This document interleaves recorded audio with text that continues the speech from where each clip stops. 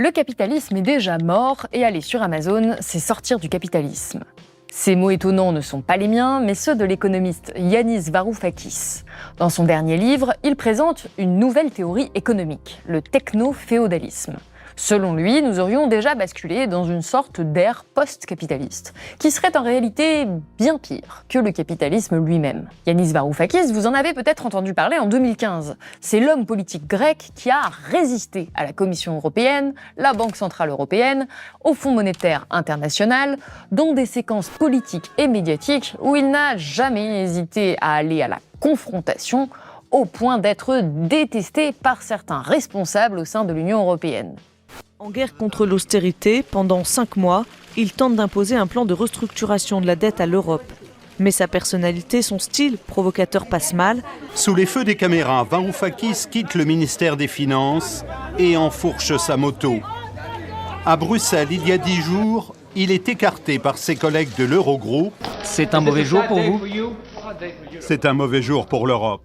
Bref, c'est lui qui, au cœur de la crise de la dette grecque, avec une pression maximale sur les épaules, a refusé de céder pour défendre sa vision de l'économie, ainsi que le résultat des urnes grecques, au point de démissionner du gouvernement en 2015. Depuis, il continue d'alimenter le débat intellectuel mondial et de proposer des alternatives au système néolibéral. Adoubé par les uns, désavoué par les autres, il propose des réponses à ces questions. Pourquoi et comment reprendre le pouvoir sur l'économie ? Que se passera-t-il si nous ne le faisons pas ? Qu'est-ce que le techno-féodalisme ? Réponse tout de suite dans cette nouvelle émission économique pour Blast.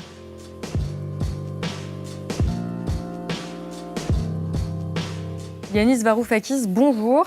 Bonjour. Vous êtes accompagné de Victor Acher-Guéry, votre traducteur, qui va assurer la traduction en simultané pendant toute cette interview. Alors, on va refaire une petite présentation. Vous avez forgé votre réputation d'économiste hétérodoxe dans les salles de prestigieuses universités, de l'université d'Athènes à l'université de Texas, à Austin.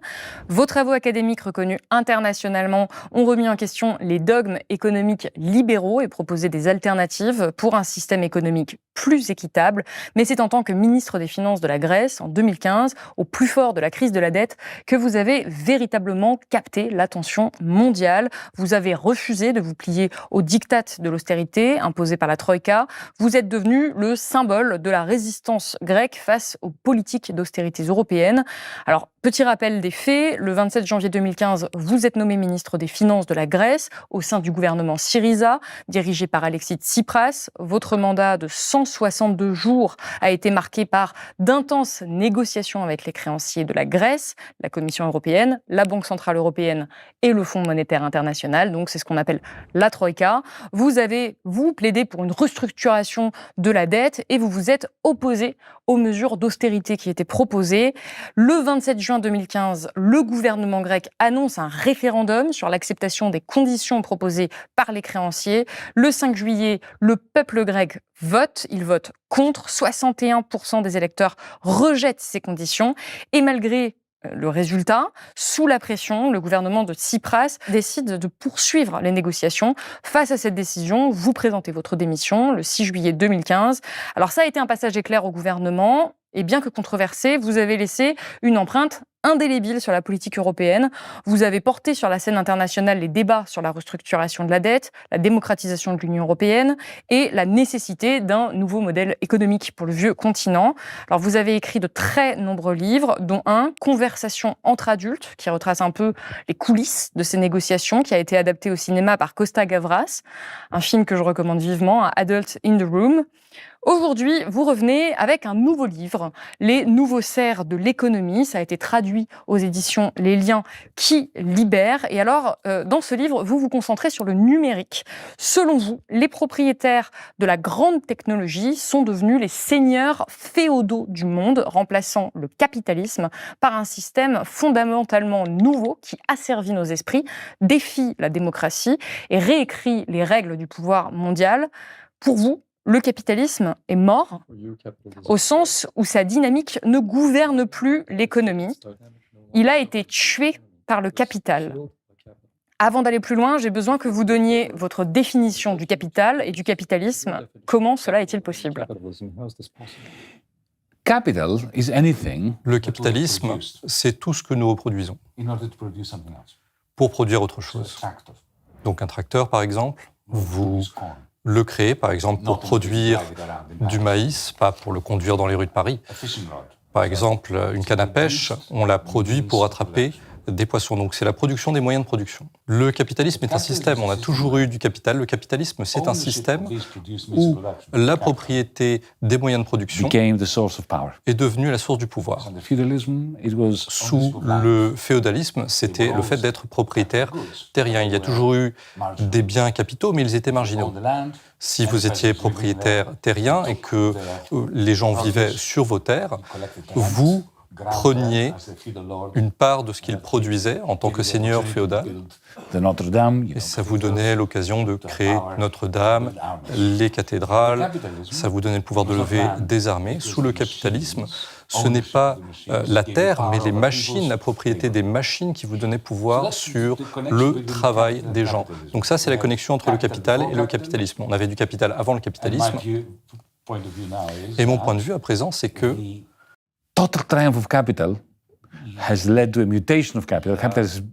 l'évolution du capital, on a vu une mutation du capital qui est devenue plus toxique. Et comment ce changement s'est-il effectué selon vous? Au début, nous avions l'Internet, c'était une zone libre du capitalisme. Vous êtes trop jeune pour vous en souvenir. Mais dans les années 80, 90, quand j'utilisais l'Internet, ça ne s'appelait même pas l'Internet à l'époque. On appelait ça, Janet, le réseau universitaire conjoint. Et c'était quelque chose, c'était un travail collaboratif, il n'y avait pas de marché, il n'y avait pas de capital impliqué. Les débuts du technoféodalisme, c'est quand cet Internet est privatisé, pour une raison simple. Les gens qui ont créé Internet ont oublié de vous donner l'occasion de prouver qui vous êtes sur Internet, une identité numérique. L'État français vous donne un passeport, une pièce d'identité qui vous permet de prouver qui vous êtes. C'est entre vous et l'État. Mais si vous y réfléchissez, aujourd'hui sur Internet, on ne peut pas prouver qui l'on est. Il faut supplier votre banque de vous fournir une preuve que vous êtes qui vous dites être. Et vous devez aussi supplier Google et Facebook. Et c'est ça, en fait, qui a permis à des entités privées comme Google, Facebook, Amazon de privatiser l'Internet. C'était la première étape. La deuxième étape, c'était après la crise financière de 2008, lorsque Nicolas Sarkozy et Gordon Brown en Grande-Bretagne et bien sûr Obama et les autres se sont réunis en avril 2009 à Londres et ils ont décidé d'imprimer 35 000 milliards de dollars pour donner aux banquiers. Une grande partie de cet argent a été créé, a été utilisé en fait par des gens comme Zuckerberg et Bezos pour construire ce que j'appelle le capital cloud. On reviendra un petit peu sur ce qu'est le capital cloud. J'aimerais revenir sur les transformations du capitalisme. Vous prenez l'exemple donné dans un épisode de la série télévisée Mad Men sur l'essor du secteur publicitaire dans les années 60. L'emblématique directeur créatif Don Draper explique à sa protégée Peggy comment penser à la barre chocolatée Hershey dont leur agence assure la campagne de publicité. Sa philosophie du marketing résume parfaitement l'esprit du temps. Le produit, c'est toi, ce que tu ressens. Ou pour le dire avec les mots de James Ponnier-Wozick, on n'achète pas une barre chocolatée pour quelques grammes de cacao, on l'achète pour retrouver le sentiment d'être aimé, comme cette fois où votre père vous avait offert une barre de chocolat pour vous remercier d'avoir tondu la pelouse. C'est l'exemple que vous prenez. La marchandisation en masse de la nostalgie à laquelle Draper fait allusion constitua pour le capitalisme un point de bascule. Alors que les grands enjeux des années 60 avaient trait à la guerre du Vietnam, au mouvement des droits civiques et aux institutions susceptibles de civiliser le capitalisme, le système d'assurance santé Medicare, le programme de bons alimentaires, l'État-providence, Draper mettait le doigt sur une mutation fondamentale de l'ADN de ce dernier. Il ne suffisait plus de fabriquer avec efficacité des choses dont les gens avaient envie. Le capitalisme supposait désormais la pratique experte des désirs. Ce système était constitué à partir de la quête acharnée pour donner un prix aux choses qui jadis n'en avaient pas.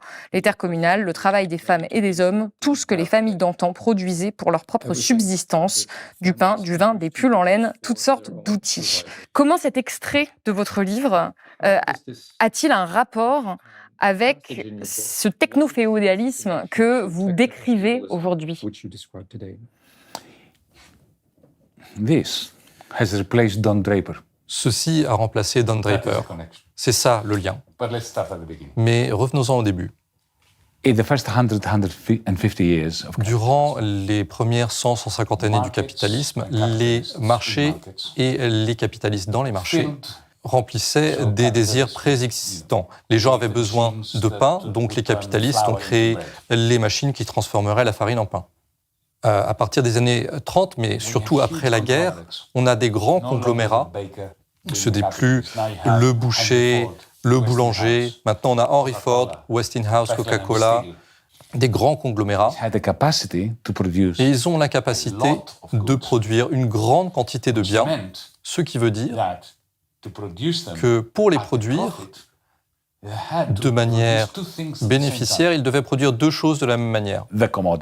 Le produit en lui-même et le désir de consommer ce produit. C'est là que Don Draper arrive. Il s'assied sur le canapé, il boit son whisky, il s'enivre. Vous avez vu Mad Men, bien sûr. Et il a des idées brillantes sur la manière dont on va transformer le fétichisme d'un bien en une demande pour ce bien. Donc, quand il dit à Peggy,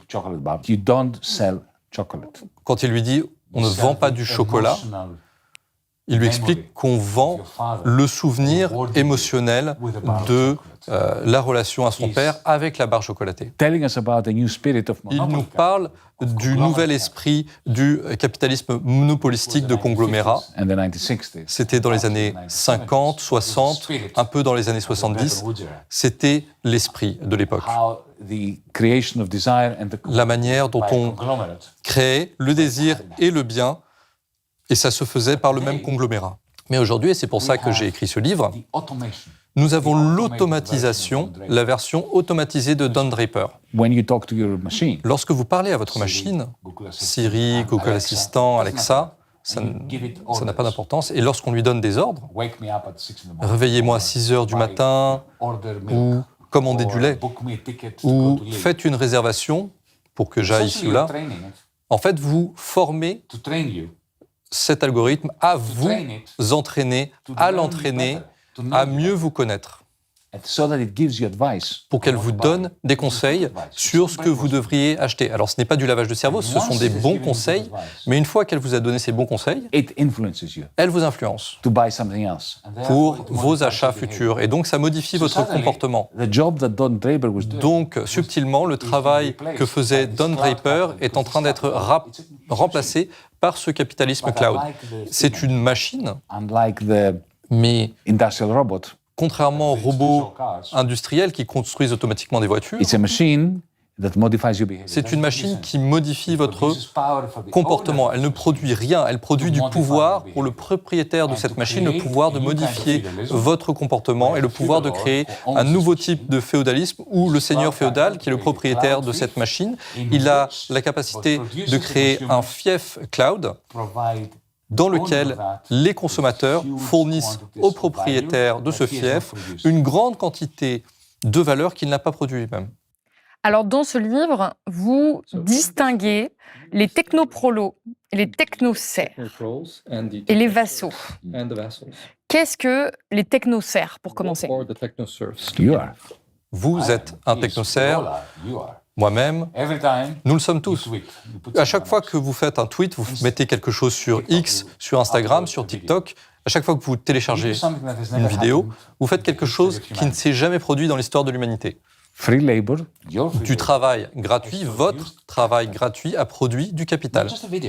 Pas juste une vidéo. La vidéo, c'est une vidéo. By uploading Mais it onto en TikTok, téléchargeant cette you vidéo, make TikTok more en la attractive faisant to other monter people. sur TikTok, vous rendrez TikTok plus attractif pour d'autres personnes. Because there are other people listening to C'est us. pour ça qu'on est sur Twitter, parce que d'autres personnes nous écoutent. Donc c'est nous qui donnons à Twitter la To capacité collect rents de for Elon Musk. collecter un loyer TikTok. pour Elon Musk ou pour les propriétaires de TikTok So respectivement. Up until now, Jusqu'à présent, capital was produced by le wage to labor. capital était produit par du travail salarié. Build a steam engine, Vous vouliez employed construire workers. You une exploit machine them, à employ them, vapeur, they get a vous wage. employez des travailleurs, vous les exploitez, mais vous les employez Now, et vous les we payez. are Maintenant, contributing, nous using our contribuons free labor, en utilisant notre travail gratuit, volontairement, peut-être même que ça nous plaît, ça n'a pas d'importance, mais nous travaillons gratuitement pour créer le capital de quelqu'un d'autre. we are cloud servers.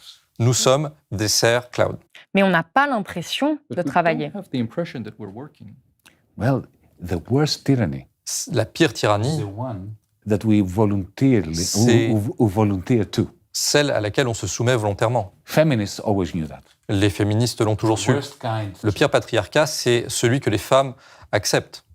Revenons sur les technoprolos. Les technoprolos, c'est ceux qui travaillent, eux, pour le coup, de manière rémunérée pour faire fonctionner et enrichir ce nouveau capital.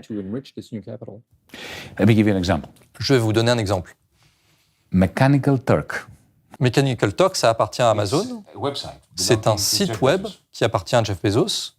As we speak today, Pendant que nous parlons actuellement, aujourd'hui même, there are 65 million people il y a 65 millions de personnes labored on Mechanical Turk. qui What happens is travaillent sur Mechanical Turk. Donc vous rentrez sur votre ordinateur portable et ça vous donne des tâches de comptabilité, compter des photographies, du travail prolétaire. and you get paid Et vous êtes payé à la pièce, à la minute, the work that you produce on a quantitative basis. en fonction du travail que vous avez fait sur une base quantitative. But you work on the cloud.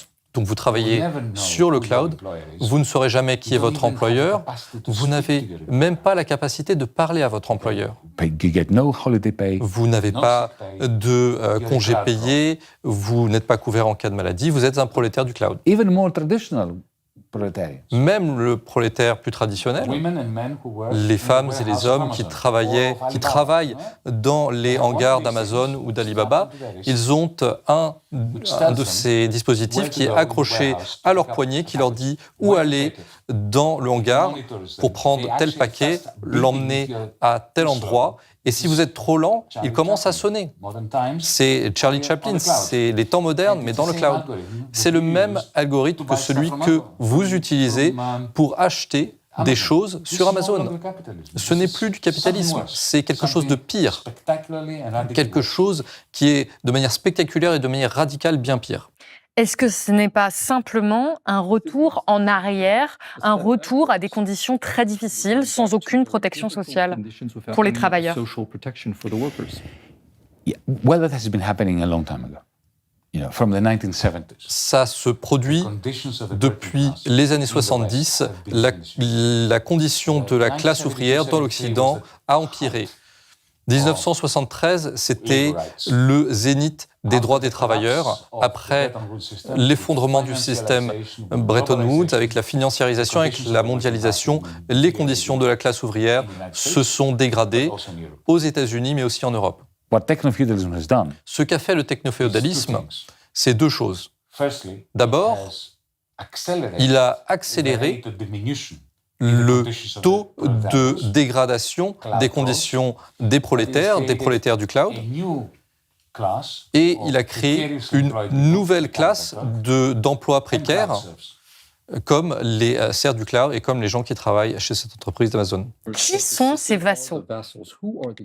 if you're a capitalist, Parce que si vous êtes un capitaliste et que vous produisez par exemple des lunettes ou des vélos électriques, increasingly you have to sell on de Amazon. plus en plus vous devez vendre sur Amazon ou sur Alibaba ou sur l'une de ces plateformes.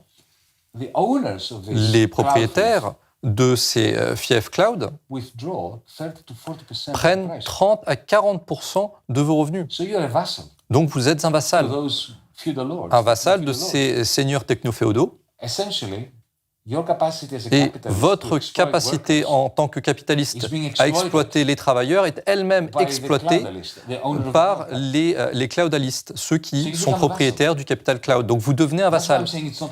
Donc ce n'est plus du capitalisme, c'est pour ça que je le dis. Donc les 3 catégories que l'on vient de citer, finalement, pour vous, sont des perdants. Qui gagne? Les propriétaires du capital cloud. C'est très simple. Soit vous êtes propriétaire de capital cloud dans le monde dans lequel nous vivons, c'est-à-dire que vous faites partie du 0,00001% de la population, soit vos perspectives d'avenir dans ce monde sont en train de se dégrader. Vous dites que l'incarnation de ce gagnant-là, c'est Elon Musk. Pourquoi? Vous savez pourquoi? Parce qu'il n'a pas commencé en tant que propriétaire de capital cloud. Il a commencé en tant que capitaliste normal. Il faisait des voitures. Il a fait des fusées. Il produit ces puces que l'on implante dans le cerveau. Ce sont des activités très intéressantes d'ailleurs. Mais il était très ennuyé. Il n'était pas propriétaire de capital cloud. C'est pour ça qu'il a acheté Twitter. Parce qu'il voulait connecter son capital traditionnel au monde techno-féodal. Et je lisais le Financial Times, Le Monde, le Guardian. Il disait toujours, il est fou, quelle folie d'acheter Twitter. Ce n'était pas fou du tout. Il a compris. Il voulait avoir accès à votre travail gratuit, pas juste au travail des prolétaires, des humains qui travaillent pour Tesla. Et ensuite, il a juste concrétisé cela. Tandis que nous parlons, parce qu'il a investi dans le capital cloud, il gagne beaucoup d'argent sur les voitures Tesla après les avoir vendues. Parce que quand vous conduisez votre Tesla, si vous êtes propriétaire d'une Tesla, si vous étiez propriétaire d'une Tesla, beaucoup de gens sont propriétaires d'une Tesla, et de plus en plus de gens en achèteront. Quand vous conduisez la Tesla, le capital cloud dans Tesla est connecté à Twitter et à Starlink parce qu'il a aussi des satellites. Et il sait quelle musique vous écoutez, quand vous allez au supermarché, quel film vous avez regardé la veille,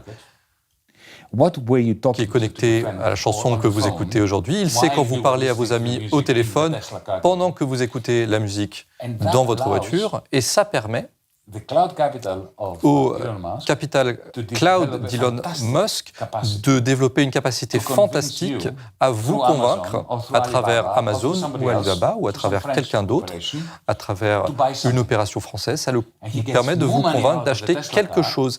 Et il obtient plus d'argent de la voiture Tesla avec le capital cloud qu'en vendant la voiture. Et ça, c'est quelque chose que Volkswagen et Peugeot ne peuvent pas faire. C'est pour ça que Peugeot et Volkswagen sont finis. Les Chinois pourront le faire. Les Américains peuvent le faire avec Tesla. Nous sommes à la traîne. Et c'est selon cette logique que vous écrivez qu'aller sur Amazon, c'est sortir du capitalisme. Oui. C'est ce que c'est.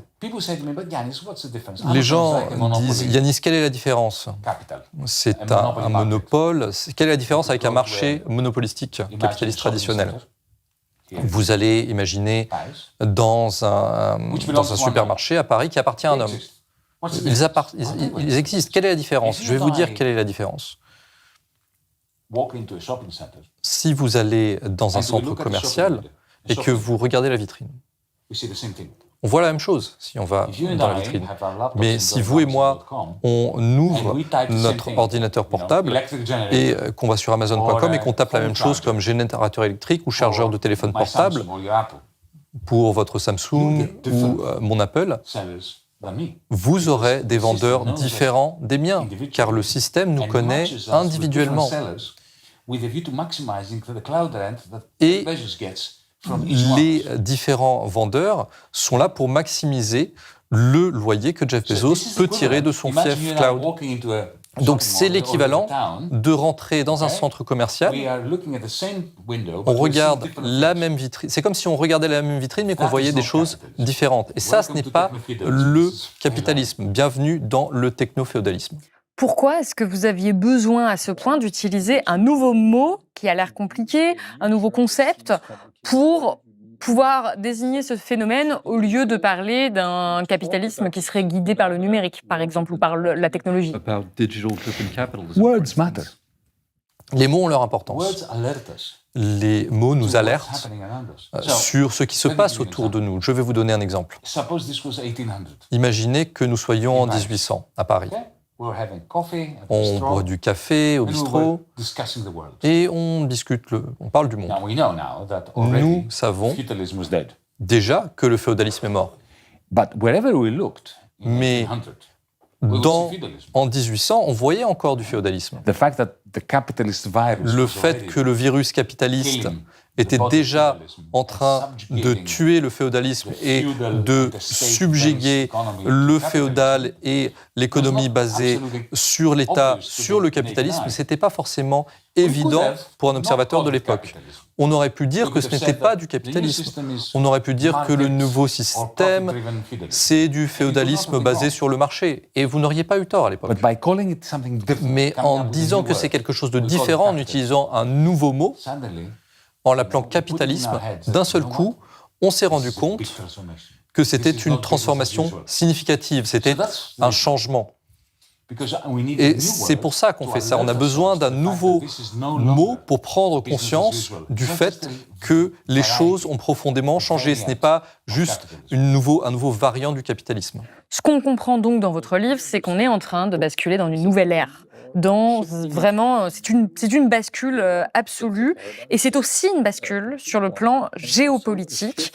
Selon vous, c'est ce techno-féodalisme qui régit l'ordre mondial, et on voit ça notamment quand on regarde ce qui se passe au niveau des États-Unis et de la Chine. Avant de parler des États-Unis et de la Chine, comme nous sommes à Paris, où que vous vous tourniez ici en Europe, nous avons ce pessimisme concernant l'Europe.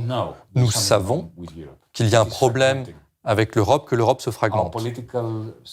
Notre système politique est en train de faire fausse route. Où que nous nous tournions, nous voyons de l'hypocrisie, des demi-vérités. Nous voyons que l'Union européenne est essentiellement absente sur la scène mondiale, qu'il s'agisse des processus de paix en Ukraine, et j'espère que ça sera le cas. Mais qui va représenter l'Europe? Macron ne représente que la France, Scholz ne représente même pas son propre pays. Pourquoi cela? Je pense qu'il y a une raison plus profonde à cela. L'Europe n'a pas de capital cloud. Si j'ai raison, et qu'aujourd'hui, c'est la propriété du capital cloud qui vous donne du pouvoir, qui en a? Les États-Unis et la Chine. Nous n'en avons pas. Nous parlons de réguler l'intelligence artificielle, ceci et cela. Les gens nous regardent depuis l'extérieur de l'Europe et ils rigolent. Nous n'avons pas l'instrument qui génère du pouvoir, le capital cloud. Et ça répond à votre question lorsque vous parlez de ce chapitre où je parle de la nouvelle guerre froide entre l'Amérique et la Chine, qui est bipartisane. Donald Trump l'a lancé, et ensuite Joe Biden arrive, qui était censé être l'anti-Trump, et au lieu d'inverser la guerre froide contre la Chine, il a doublé la charge. Pourquoi? Parce que la Chine et les États-Unis sont les deux endroits où il y a beaucoup de capital cloud, et il y a une guerre, une confrontation entre les deux. Et l'Amérique fait face à un danger présent et imminent de perdre son hégémonie mondiale, qui dépend du dollar en tant que système de paiement, en tant que monnaie mondiale, parce que les Chinois sont en train de développer une monnaie digitale qui peut faire concurrence au dollar. C'est ce dont je parle dans le livre. Donc on comprend que le techno-féodalisme, en tout cas ce que vous appelez le techno-féodalisme, modifie complètement l'ordre du monde, de l'économie. Et ce qu'on essaie de faire ici à Blast, c'est quand même de rappeler les conséquences de ces systèmes et de ces théories sur nos vies.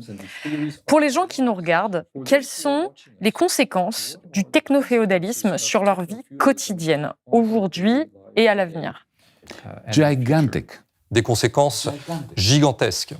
You know, the other day somebody said to me, Vous "But savez, Yanis, l'autre jour, on m'a dit « Mais Yanis, je ne suis pas propriétaire d'un de ces smartphones, j'ai un vieux Nokia qui n'est pas un appareil intelligent, qui ne se connecte pas au cloud. » Et ce que je lui dis, c'est « Ça n'a pas d'importance, car vous vivez dans un collectif, dans une société, et le cloud capital a tout changé dans l'environnement collectif dans lequel vous vivez, même si vous, individuellement, n'êtes pas connecté. Votre vie est infiniment différente de ce qu'elle aurait été sans le capital cloud. Je vais vous donner des exemples. when cloud capitalists Lorsque les capitalistes cloud prennent 30 à 40% de tout ce que vous leur payez et qu'ils l'emmènent aux îles Caïmans, et ils ont des milliards et des milliards et des milliards là-bas, cet argent est retiré de votre économie. Ça réduit la quantité d'argent disponible pour les travailleurs, pour les biens qui sont produits, pour le pain, etc. Pour les croissants, ça affecte vos croissants. La demande descend. Donc, les gouvernements peuvent prélever moins d'impôts, mais il a toujours le même budget, donc il augmentera vos impôts. Lagarde that creates more inflation. fait tourner la planche à billets, ça crée de l'inflation, les prix montent, donc tout est connecté. Vous ne pouvez pas échapper au technofédalisme. Ensuite, demain, s'il y a une guerre nucléaire entre les États-Unis et la Chine concernant le contrôle du cloud capital, ça vous affectera, même si vous avez un Nokia. Quel est l'objectif de votre livre? Est-ce que vous espérez que ça fasse changer les choses au niveau des gouvernements ou est-ce que c'est vraiment adressé au grand public? Quel est l'objectif final? It's always for the broader public. C'est toujours pour le public. Le gouvernement ne changera jamais. I have had an experience of that. J'en ai fait l'expérience. Une fois que vous êtes à l'intérieur, You metamorphosize yourself. vous êtes métamorphosé. Soit vous devenez un caméléon, vous reflétez ce qui vous entoure, ou vous êtes éjecté, ou vous sortez vous-même. Mon livre, c'est pour le public, et c'est là que se trouve le pouvoir. Les puissants The power from you. obtiennent le pouvoir de vous.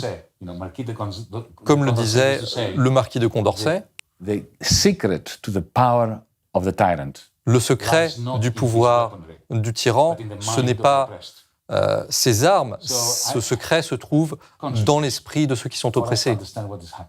Donc, pour comprendre ce qui se passe, c'est la première étape. Et c'est ça que j'essaie de faire avec ce livre.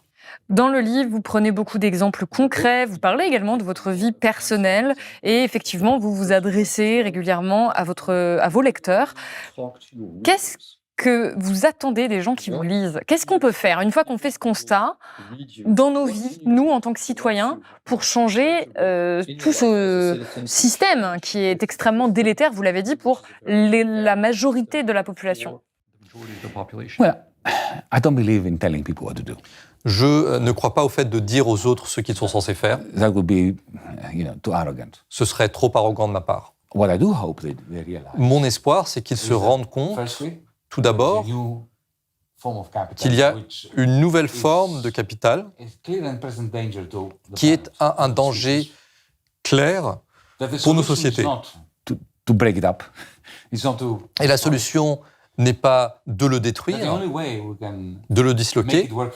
La seule manière de le faire travailler pour nous, c'est en le transformant en un bien commun et non pas un bien privé. In exactly the same way that, De la même manière to treat the atmosphere. que nous devrions traiter l'atmosphère comme un bien commun. On doit traiter le cloud capital de la même manière. C'est quelque chose dont nous devons être collectivement propriétaires. Il faut chercher ensuite des manières politiques de le faire. Moi, je peux vous parler de ce que moi je fais. Je fais partie d'un mouvement européen de Progress International que j'ai mis en place avec Bernie Sanders. Chaque Black Friday en décembre, nous faisons une grève contre Amazon, contre le techno-féodalisme, le capital cloud. Et nous avons un hashtag « Faire payer Amazon ». Et on a une grève dans les hangars d'Amazon qui commence au Vietnam, qui traverse le monde entier, passe par l'Allemagne, va jusqu'à Seattle. Et nous essayons d'organiser les serfs du cloud et les prolétaires du cloud. C'est ce que je dis. Ce n'est pas ce que je dis de faire à mes lecteurs. Ce que je dis à mes lecteurs, c'est voici la manière dont je pense que le monde fonctionne. Prenez vos responsabilités sur ce que nous allons faire collectivement à propos de cet état de fait. Comment est-ce qu'on fait pour que le cloud capital soit un bien commun? Vous dites que la social-démocratie, notamment, n'est pas la solution. Social democracy is not about ownership. La social-démocratie ne parle pas de propriété. C'est ça son problème. Ils esquivent la question. Ils parlent de revenus, mais ils ne parlent pas de propriété. The Social Democrats was L'idée des sociodémocrates, c'était of industry on one side of the de table. dire on prend les capitalistes d'un côté et les syndicats de l'autre, et on prend une part des bénéfices des capitalistes, on les donne aux travailleurs, et on en donne une part aux hôpitaux et une part à l'État. Mais on ne taxe pas la propriété. Ça ne marchera jamais. C'est pour ça que la social-démocratie est morte. Nous devons socialiser les moyens de production et de modification comportementale. It's not. Ça a l'air très abstrait, So, why do you need Uber? mais pourquoi avez-vous besoin d'Uber pour être à Paris? On n'en a pas besoin d'Uber. Il faudrait interdire Uber. Il faudrait créer à Paris, dans la municipalité, une application qui vous permet de réserver des taxis, qui vous permet de me réserver, qui permet à moi, en tant que visiteur, de réserver un appartement et créer l'algorithme de telle sorte qu'il permette d'optimiser le bien-être des Parisiens. Réduire les embouteillages, réduire les temps d'attente, Book your apartment without you losing. me permettre de réserver un appartement, une location, sans que vous deviez donner une part de 20% à Airbnb. Que se passe-t-il si on n'arrive pas à avoir un capital cloud commun? Si on n'arrive pas à appliquer ce que vous dites? I think we're finished as a Je species. pense qu'en tant qu'espèce, nous sommes finis. Je suis sérieux. Like a major statement, but On dirait que c'est vraiment une déclaration alarmiste, mais nous sommes sur une planète que nous détruisons. Nous devons arrêter d'utiliser les carburants, les énergies fossiles. Nous devons arrêter, mettre fin à cette inégalité totale entre le Nord et le Sud, mais aussi au sein même de nos communautés.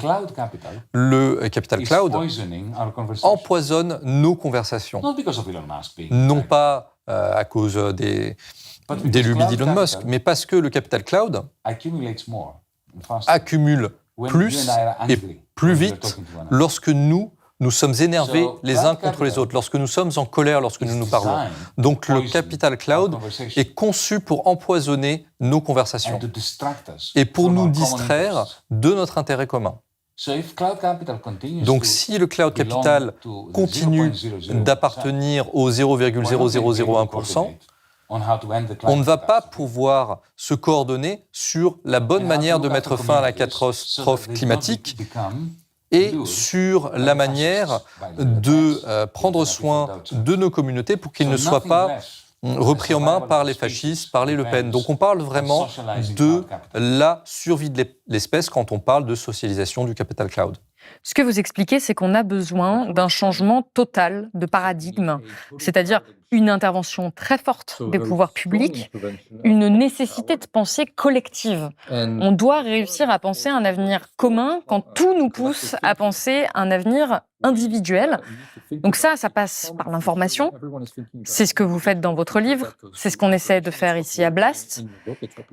Mais ce qu'on constate, c'est que même quand les gens sont informés, ce qui est déjà difficile, même quand ils s'expriment dans les urnes, leur volonté n'est pas respectée. Et c'est ce que vous avez vécu en Grèce, quand le peuple grec a voté en 2015 contre les mesures d'austérité et qu'elles ont quand même été appliquées. Comment est-ce qu'on fait face à ça, ou même en tant que citoyen, on ne se sent pas écouté? Et on a un exemple récent en France avec les élections législatives où la volonté des gens n'a pas vraiment été respectée. Et ce qu'on constate, c'est simplement qu'il y a des jeux politiciens et à la fin, le peuple a l'impression de ne pas avoir de pouvoir sur la politique. we must not be deluded.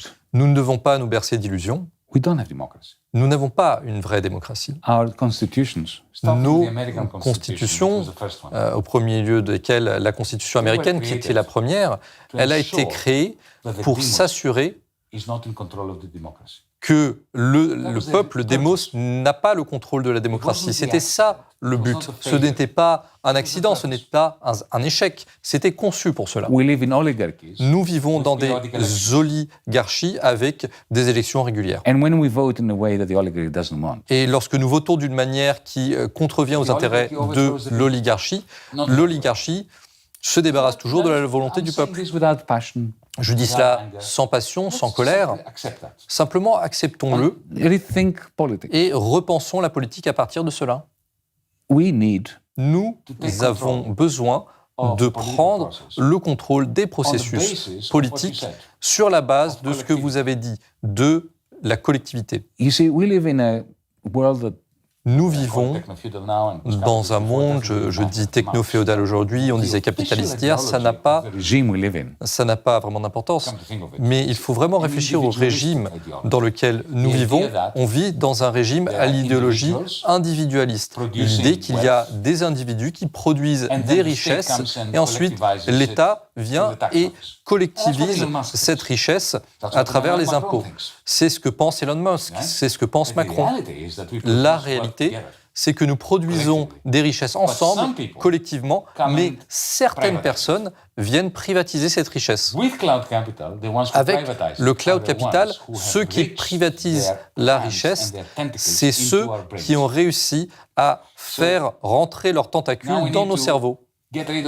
Donc on doit se débarrasser maintenant, on doit changer la manière dont on réfléchit avant même d'avoir la chance de parler, même d'avoir la possibilité de parler de peuple sans même parler de démocratie. Au vu du constat très noir que vous faites, est-ce que vous avez de l'espoir? It is a dark world. Écoutez, le monde est très sombre, le monde est vraiment très sombre.